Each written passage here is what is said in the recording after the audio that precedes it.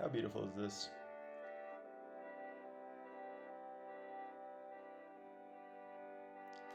Yeah, sometimes stuff on Wikipedia just is super cool.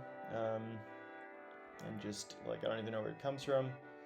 Um, so today, I don't know, what do we want to do? What do we want to explore? Where have we been?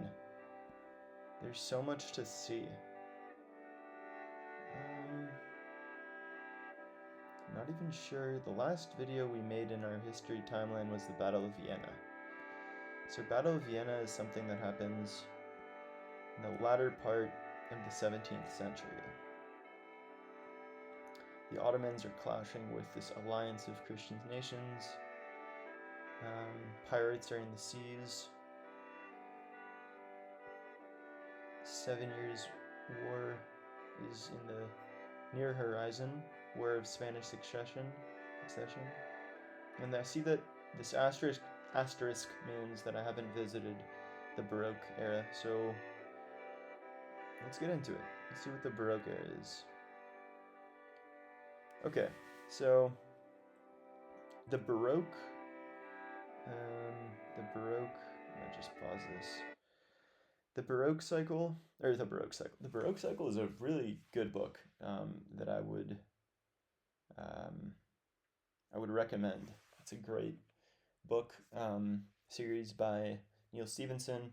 I read the first book and liked it thoroughly, and I just haven't got around to the next ones. It's a little bit long and arduous in that sense, but it's something. It is something. It's going to make you think, and I definitely want to reread it. It takes place in this era, the Baroque era. Baroque kind of means ornate and immaculate and complex and beautiful and so on. And that's what this period is called. And I think it's because of the style that people were drawing and painting in. It's, look at it. It's Baroque. This is a Baroque painting from the Baroque era. Ecstasy. This is, I guess, a sculpture. This is the type of kind of facade work. The fascia. Look at the fascia. Look at the. Look at this. Look at these like ornate siding. Another little pendant. And of course, look at this. This is a ceiling that was made by Giovanni Battista Gauli in the Baroque era. It's just, I mean, I don't know, how would you call it? It's like epic. It's freaking epic. There's this kind of Leonardo da Vincian type of style to the face. I don't know. I'm just calling it that. It just reminds me like the face work and the detail of the sort of the face reminds me of his work. But there's also like it really is very highly detailed. Like the people look like people, the babies look like babies. To it's like very detailed. It's not like caricatures. And the posing is epic, like the stance. Look at this guy. It's very like he's like one hand out. It's very dramatic. There's like a dramatic flair to everything. It's not like boring. The colors, like there's gonna be a bright kind of, I guess this is God or something in the middle here. It's super bright. And then we have this dark clouds on the side, and it just sort of, it's fractally interesting. Like you zoom in and there's more detail. You keep zooming in and there's more and more and more like detail. And yeah, these are just little things that I'm noticing, that I'm seeing. Let's see what about it makes it Baroque. Let's see if we can get through the first kind of paragraph here in a very like Wikipedia with me style video where I barely make it through the first paragraph or first intro. Let's see what's going on here. So this is a phenomenon of Western European culture. It's not like a global phenomenon. This is just something that happens in the West, in Western Europe. It's a style of architecture, of music, of dance, of painting, of sculpture, of poetry, and it flourishes in the early 17th century, so that'll be basically the early 1600s. and it kind of goes around for about 150 years until the 1750. So that's kind of middle of the 18th century. And it follows Renaissance art, which is, I guess, why I was reminded of Leonardo DiCaprio, Leonardo da Vinci, which is kind of, I think he's very much a Renaissance man, of course, and like, you know, a foundational Renaissance art figure. Of course, there's many more, and he's just a product of the times that he was in. And you, of course, had masters who influenced his style. He's not like in a vacuum.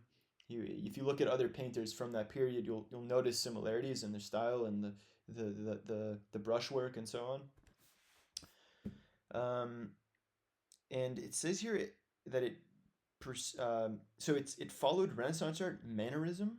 So I don't know what Mannerism is. So Mannerism is the style of European art that emerged in later years of the Italian High Renaissance, so around 1520. By the way, Renaissance art. Okay, I need to consult my time map here. So the Renaissance is a big one. Check it out, folks.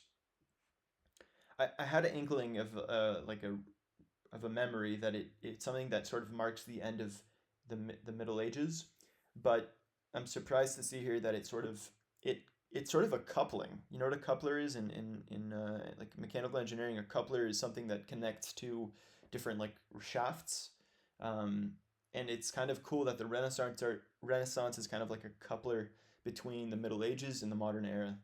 In my opinion, it's something that straddles both those time periods. It brings us gently into kind of what's called the modern era. So yeah, it starts in the beginning of the 15th century and it ends at the sort of end of the 16th. So Mannerism is something that happens in the early 1500s, and it's a particular style. Not so sure about it. It preceded the Rococo. Rococo, less common, known as late Baroque. Okay. And Neoclassical. So Neoclassical is,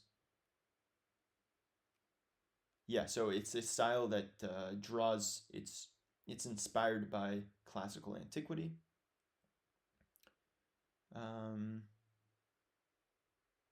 And so it's a counterculture. So it seems like all of this is a counterculture to the simplicity and austerity of Protestant architecture and music. So yeah, it's interesting because so interesting. Hold on. Although Lutheran Baroque develops as well, but look how boring it is compared to like the other stuff that we're seeing. Just this little window here.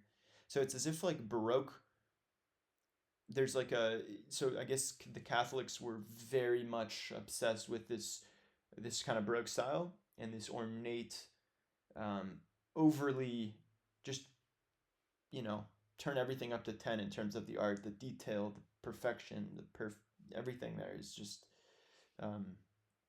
there's no better word than Baroque to explain, to sort of explain that style.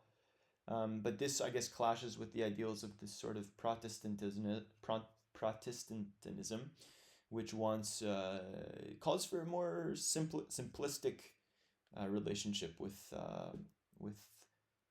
religion, with scripture, and so on.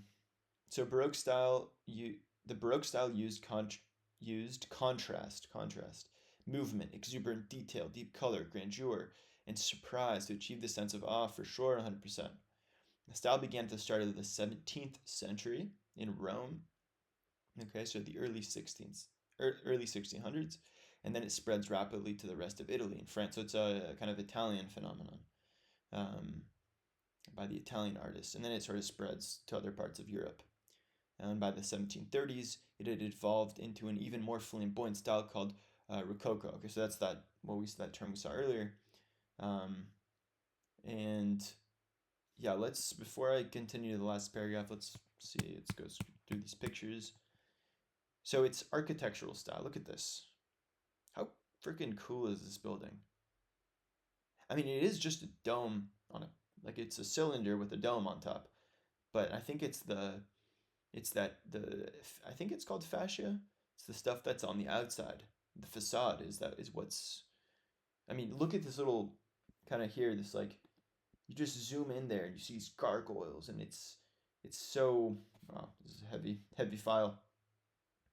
But yeah, you just zoom in and there's more and more detail, and each pillar has more and more detail, and it's just, yeah, it's just fractally pleasing or impressive. Another example, seems a bit warped at the top there. Yeah, look at this. St. Peter's Square in Rome. What a time. Today, of course, when you look around, like you see modern architecture, it's drab, it's bland, it's efficient, it's modern. Of course, you know, making these types of buildings it's a really complicated process. You need to have really skilled craftsmen to chisel out that stonework, and basically that seems to be the hard part, which is like doing these, chiseling out all these, you know, capstones, capitals as they're called, and all these little kind of I don't know what these are called. Maybe they're called I'm blanking. But also the painting. Anyways, just it's a lot of artists and craftsmen. You need like an army of them to make a house, to make a building like this. Wow. This kind of takes the cake. Look at this thing down here. It's kind of ridiculous in a way. It's like over the top ridiculous. Like I don't know if I can. It's a bit much. But it's a crazy fad that humanity went through. You can just imagine this hall filled with like people with big wigs and stuff like that, and crazy like suits and stuff. Wow, there's 140 freaking pictures in this Wikipedia article, folks. It's a lot. It's a lot for me. You can just go like this. Look at me. I'm just pressing it. So many examples of this type of architecture. Look at this. This is in Mexico. So look at this. This is something made in Mexico, but at the time that was Baroque. So there's stuff there. I mean, you probably don't find a lot of examples in North America because they were very much it was very much a Protestant project. I feel like colonial America and so on. They were Protestants, and you're probably not going to have this type of architecture.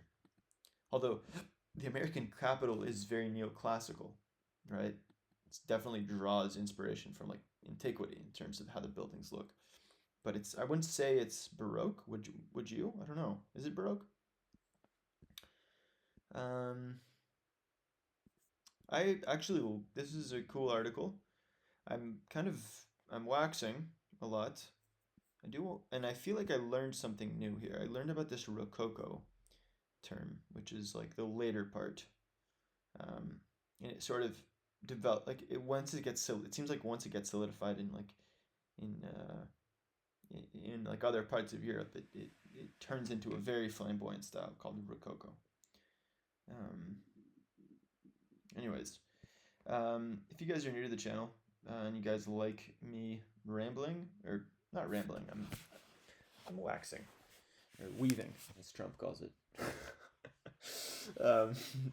Anyways, if you guys enjoyed, the biggest help that you can do is subscribe. When I get to 500, I'm going to try to offer this map that I've been using, this like Wikipedia linked map, as a product. But I don't know. I'm still a ways away from that.